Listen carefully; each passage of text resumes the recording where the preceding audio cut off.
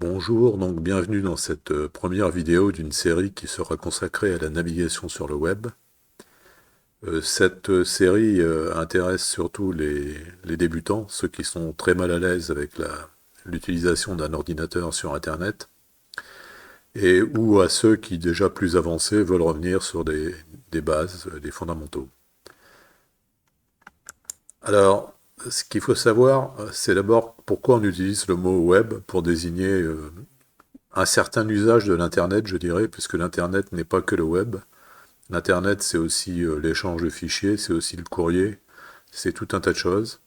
Et le web, c'est une partie de l'utilisation de l'Internet.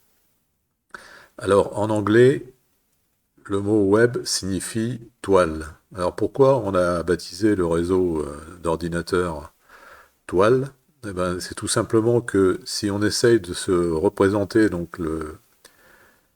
sur un schéma, donc les millions, voire les milliards d'ordinateurs du monde entier et leurs liaisons.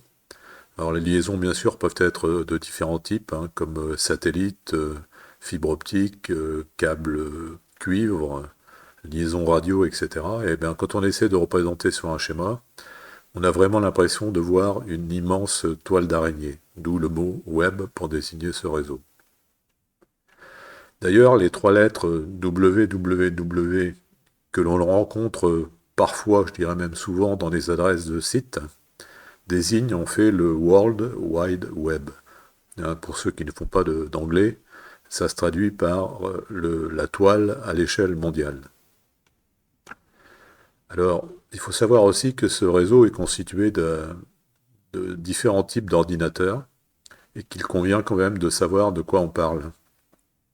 Alors, le premier type d'ordinateur, ce sont les ordinateurs dits serveurs. Ce sont ces ordinateurs qui vont maintenir et mettre à votre disposition l'information.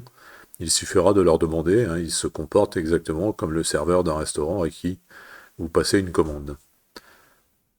Alors pour passer cette commande, donc on appelle ça sur l'internet une requête, il faut un ordinateur qui s'appelle un ordinateur client. Alors les ordinateurs clients, bah, ce sont les ordinateurs de monsieur et de madame tout le monde. C'est votre ordinateur, c'est mon ordinateur. Il y a un troisième type d'ordinateur, enfin ce type, c'est un type très générique hein, qui englobe différentes catégories, mais ces ordinateurs n'ont qu'un rôle purement technique hein, qui consiste donc à acheminer et à orienter donc l'information pour qu'elle prenne la bonne direction et qu'elle aboutisse à la bonne destination. Alors en pratique, si vous voulez récupérer de l'information sur un serveur, il va falloir que vous utilisiez un ordinateur, bien sûr, un ordinateur client, et que cet ordinateur soit doté d'un outil, lequel outil s'appelle navigateur. Alors, les navigateurs, il y en a une multitude disponibles sur le marché. Il y en a plus que nécessaire d'ailleurs, mais on va citer donc les principaux pour que vous sachiez donc les distinguer et vous y retrouver un petit peu dans cette multitude.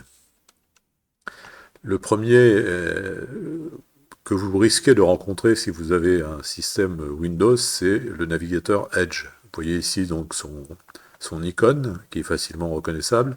Bon, c'est le successeur donc d'Internet Explorer ou d'autres versions. Je ne sais plus comment elles s'appelaient parce que je ne suis pas un utilisateur de Windows personnellement. Et donc voilà donc pour Windows. Et ensuite, vous allez trouver aussi souvent un des plus répandus, hein, puisque avec le suivant qu'on va voir après, c'est un des plus utilisés au monde, Firefox, qui est proposé par la fondation Mozilla et qui tourne tout aussi bien sur un système Windows que sur un système Linux ou un système Mac OS d'Apple. Ensuite, vous avez le navigateur qui lui aussi est très utilisé, qui est proposé par Google, qui s'appelle Chrome et qui est facilement identifiable avec son logo multicolore. Et puis, si vous avez un système Mac, vous risquez d'avoir Opera. Mais il en existe donc, je dis, bien d'autres, hein, et ces quatre navigateurs ne sont que les principaux. Alors en pratique, ces navigateurs font tous le même travail. Donc pourquoi en avoir plusieurs? Ben, c'est tout simplement que bon, chaque compagnie, chaque organisme aime bien se distinguer et les distinctions que vous verrez donc sur les navigateurs que je viens de citer sont purement d'ordre cosmétique, hein. Vous ne verrez pas une grande différence. Et d'ailleurs, quand on utilise un navigateur, on voit toujours la même chose quand on regarde un site, hein. Il y a aucun effet sur le site lui-même. Par contre, ce qui peut différencier donc les navigateurs, c'est surtout la manière de les paramétrer. Alors, les paramétrer, qu'est-ce que ça veut dire? Non, paramétrer, c'est donner des réglages. Par exemple, un navigateur va démarrer sur une page de votre choix. Donc ça, c'est un paramètre qu'il va falloir rentrer. Vous pouvez aussi définir le comportement du navigateur à la fermeture. Est-ce que il va conserver en mémoire les pages visitées? Est-ce qu'il va conserver en mémoire les cookies qui ont été installés par les sites que vous avez visités? Tout ça, ce sont des paramètres.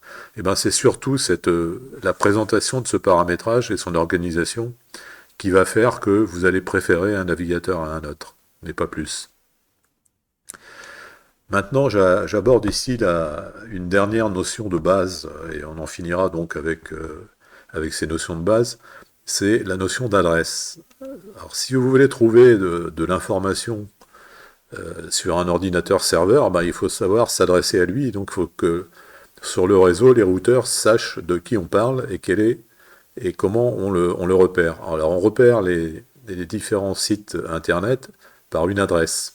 Alors l'adresse, en général, c'est une adresse numérique, hein, on appelle ça une adresse IP, IP pour Internet Protocol, mais ces adresses numériques, qui seraient très difficilement utilisables par tout un chacun, sont transposées en adresses purement textuelles, et c'est ici qu'intervient donc la notion d'adresse numérique. Alors excusez-moi, je suis en train de jouer avec ma souris là. Voilà. Alors cette adresse, elle va ressembler à ça. Alors on va regarder les différentes parties de cette adresse parce qu'il convient que vous sachiez lire une adresse Internet. Alors vous allez vous demander pourquoi il faut savoir lire une adresse Internet, mais vous allez comprendre très rapidement. La première partie de l'adresse, ici, c'est ce qu'on trouve tout à fait à gauche, qui est ici HTTPS, mais qui pourrait tout aussi bien être HTTP. Le S étant là pour vous indiquer que vous êtes sur un site sécurisé. Donc, si vous voulez... Alors, qu'est-ce que c'est qu'un site sécurisé? Ben, c'est un site qui va échanger l'information entre le client et le serveur, mais de manière cryptée. C'est-à-dire que si un ordinateur est sur le chemin, entre le client et le serveur, il pourra intercepter le message, mais il ne pourra pas le déchiffrer. Donc, vos données seront protégées. Ensuite, on va trouver ce qu'on appelle le domaine. Alors le domaine, c'est ce qui se trouve entre la double barre oblique là, qui suit HTTPS ici, et la première, alors je dis bien la première barre oblique non redoublée. Hein, parce que tout ce qui est après ici, par exemple, bah, ça concerne l'intérieur du site internet, mais ça ne concerne pas son adressage à l'extérieur. Donc c'est la première barre oblique non redoublée qui vous permet de distinguer le domaine. Alors le domaine ici, c'est association.denenset.fr. Alors l'attribution des noms de domaine, elle est gérée par une association à but non lucratif qui s'appelle l'ICANN. Alors, en anglais, ça se traduit par Internet Corporation for Assigned Names and Numbers. Et cet organisme garantit l'unicité du nom de domaine. C'est-à-dire que denensat.fr, personne ne pourra utiliser ce nom de domaine puisque nous l'avons réservé pour le site de Denensat. Alors un domaine, ça se décompose en plusieurs niveaux. Alors il y a d'abord le niveau supérieur qu'on appelle TLD en anglais pour Top Level Domain. Et donc il y a un certain nombre de domaines, hein, comme par exemple .fr pour des sites français, .it pour l'Italie. Alors il n'y a pas que seulement des divisions géographiques, il peut y avoir des divisions de type organisationnel. Alors les .com, c'est plutôt pour les sites commerciaux. .org, c'est pour les organisations. Mais rien n'empêche un particulier de prendre un .com. Hein. C'est une division purement formel, mais pas obligatoire. Alors, le domaine de niveau supérieur peut être simple, hein, c'est-à-dire comme fr.it.com, ou composé comme .co.uk ou .co.jp. Donc ici, ce sont des sites commerciaux au Royaume-Uni, et co.jp, ce sont des sites commerciaux au Japon. Ensuite, on va trouver ce qu'on appelle le domaine de niveau secondaire. Alors c'est le nom que l'on choisit à soi-même, librement, à condition qu'il ne soit pas déjà pris dans le domaine de premier niveau utilisé, c'est-à-dire en l'occurrence ici .fr. Il ne peut pas y avoir de dnensat.fr, mais il pourrait y avoir un dnensat.fr et un dnensat.com. Ça ne serait pas le même domaine. Alors le sous-domaine, c'est votre domaine, vous avez le droit de le diviser en sous-domaines. Alors en l'occurrence, sur notre site d'Enensat, il y a un sous-domaine new pour le site qui a été recréé en 2025, là, le nouveau site, et il y a un domaine compta pour la comptabilité qui n'est accessible en fait qu'à la trésorière. Donc ce qui suit la première barre oblique ici, donc après le domaine, ça intéresse l'adressage l'accès à des pages à l'intérieur du site, et son organisation est totalement libre, laissée à la liberté de l'administrateur du site. Il n'a en rien à référer à l'ICANN. Alors le reste, ce sont les séparateurs. Alors pourquoi je m'arrête un petit moment sur les séparateurs? Eh ben, c'est que, comme je le disais tout à l'heure, la première barre unique non redoublée, c'est un repère fondamental parce que c'est devant cette barre unique non redoublée que se trouve le nom de domaine. Alors pourquoi il est important de connaître le nom de domaine du site sur lequel vous vous trouvez? Eh bien, supposons que vous alliez visiter votre banque, que cette banque soit le créditagricole.fr et que vous habitiez en Centre-Loire. Donc vous voyez qu'ici le domaine c'est Crédit Agricole, alors j'aurais dû aussi surligner en rouge le .fr, c'est créditagricole.fr, et ce qui est à l'intérieur ici, c'est à Centre-Loire, c'est une subdivision du domaine du Crédit Agricole. Mais le nom de domaine c'est créditagricole.fr. Alors pourquoi c'est important de l'identifier, ce nom de domaine? Supposez que vous receviez un email, et que dans cet email, il y ait un lien qui pointe vers une adresse qui ressemble à ça. Et bien ici, le nom de domaine, c'est client.fr. Et ce nom de domaine, il est totalement différent de créditagricole.fr. Donc vous vous dites, mais je suis au Crédit Agricole, je suis un client, je suis en France, ça m'a l'air tout à fait normal. Mais ça ne l'est pas du tout parce que vous n'êtes pas sur le site de votre banque.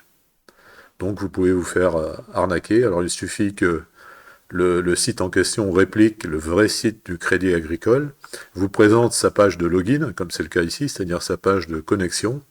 Vous entrez vos identifiants, email et mot de passe. Le fameux site se connecte au vrai site du Crédit Agricole, vous réplique exactement le contenu de votre compte en banque, et vous n'êtes pas surpris ni étonné. Par contre, au passage, ce site a récupéré vos identifiants et pourra aller sur le vrai site du Crédit Agricole pour se connecter. Alors fort heureusement, je dis bien, les banques ont des moyens de vous identifier autres que votre email et votre mot de passe. Déjà, il y a votre ordinateur qui est reconnu, etc. Mais c'est déjà une barrière de premier niveau d'être sûr que on est sur le bon site. Alors cette vidéo donc est maintenant terminée, donc je vous donne rendez-vous pour une prochaine vidéo dans laquelle on abordera le navigateur et sa description et son utilisation. Je vous remercie.